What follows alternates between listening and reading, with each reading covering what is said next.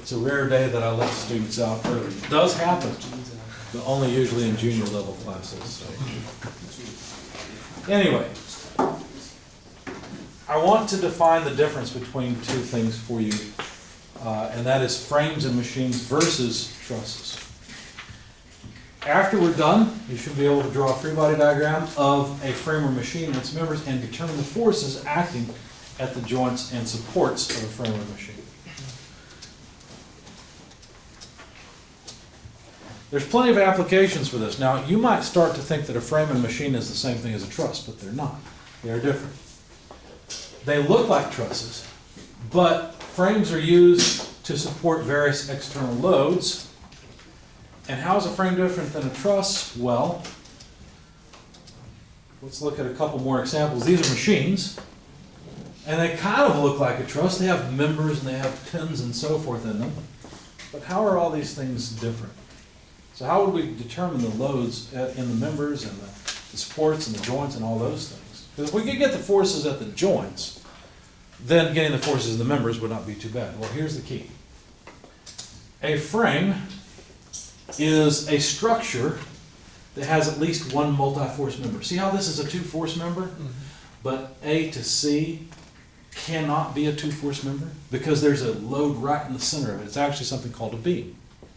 So you can't assume that the forces at either end of this member are aligned along the axis of the member. That doesn't work anymore. So that's a frame. Okay.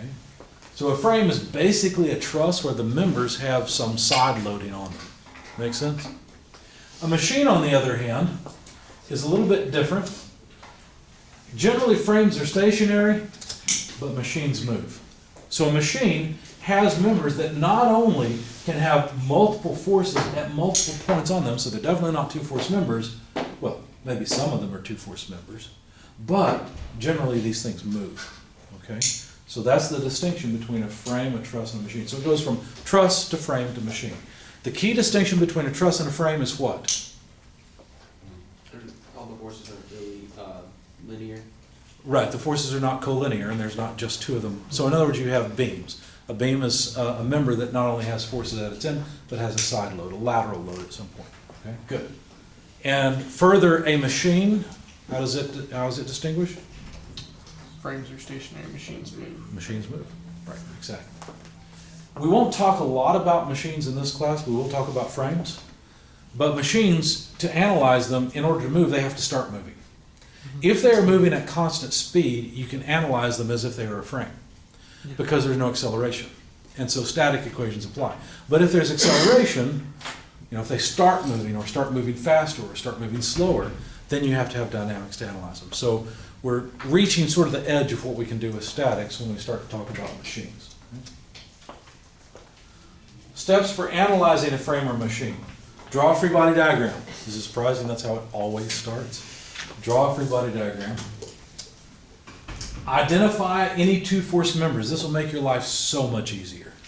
Notice here we've got a side load, so there's no way that BC can be a two-force member.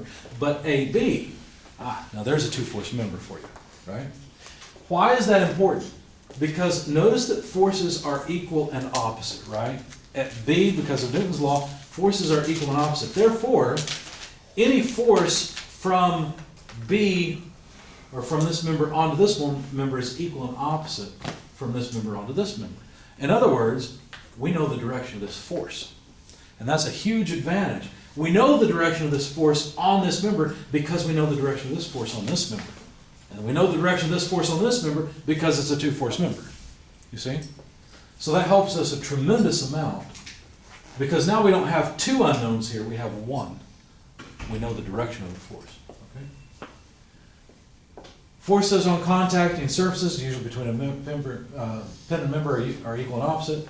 I just mentioned that. These two are equal and opposite. So anytime you draw the free body diagram, you probably draw both, and you would draw these two forces in opposite directions. If you don't, you'll end up with a sign error in your equations. For a joint with more than two members or an external force, it is advisable to draw a free body diagram of the pin. In other words, if we had another member sitting here connected at B, you would probably take the pin as a free body diagram on its own. Because what that would do is tie together the force between this member and the force between the other member and the two, okay? Develop a strategy. In other words, look at this and try to predict what's the best point to some forces, some moments, whatever the case may be, in order to solve the problem. For example, which free body diagram would you start with? The one that has more forces, the one that has less? Less. No, the one that has more. You know why? Because you don't know anything about either one of these. You know they're equal and opposite, but you do have an externally applied load here. I would start with this member. It's the only way to solve it.